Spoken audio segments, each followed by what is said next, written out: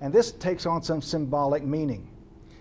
He is, after all, called the court fool, the court jester, and that's the role that this person takes on in the story itself. He becomes a fool.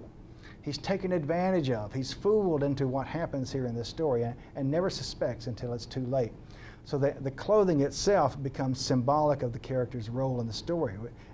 Poe does a good job with this, of weaving in some symbolism as we go along. In the next paragraph after that, about the fifth one or so, I said to him, my dear Fortunato, Fortunato is the name of the person here he's trying to exact revenge upon. You are luckily met. How remarkably well you are looking today, but I've received a pipe of what passes for Amontillado, and I have my doubts.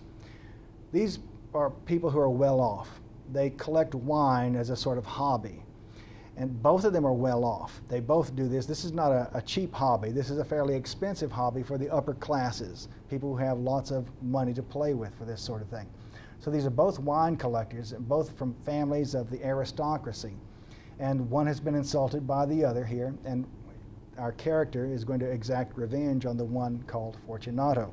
So he has a pipe, they call it. A pipe in this context is a cask. It's not a small bottle, it's a big keg or big cask of Amontillado, a wine which should be in relatively short supply, particularly since we're in the carnival season here, something like Mardi Gras, where people would be dressed in costumes.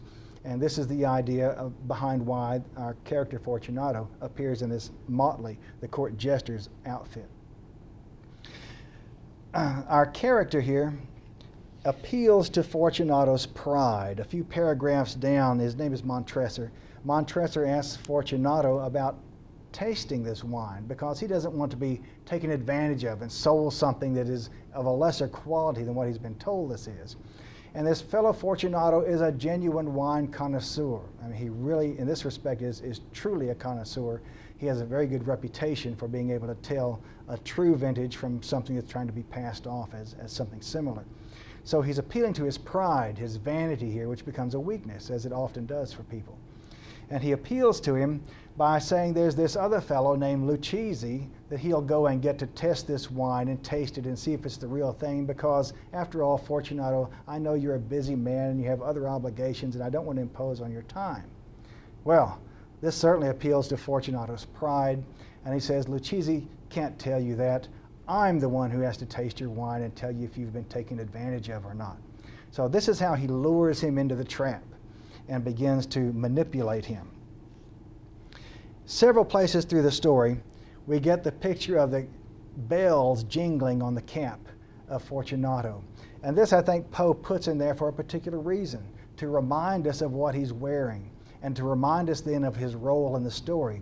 We hear the little jingling of the cap, reminding us of the fool's outfit the character Fortunato is wearing, and that he is becoming the fool in this story as he's led on to his death, ultimately, of course. As they get to the catacombs of the Montresor family, and again, remember, this is an old aristocratic family with an ancestral home, and beneath this home they have a series of catacombs. Think of them as something like a cave. We're not just talking about a little wine cellar here, but an extensive set of underground caverns, or like a big cave they would go down into. And of course, this is a great place to store wine, since you don't want your wine to get hot. It needs to be stored at a relatively cool, constant temperature, as it would be underground in a cave. So this is why they're down there. This is where they would store their expensive wines that they've bought and collected.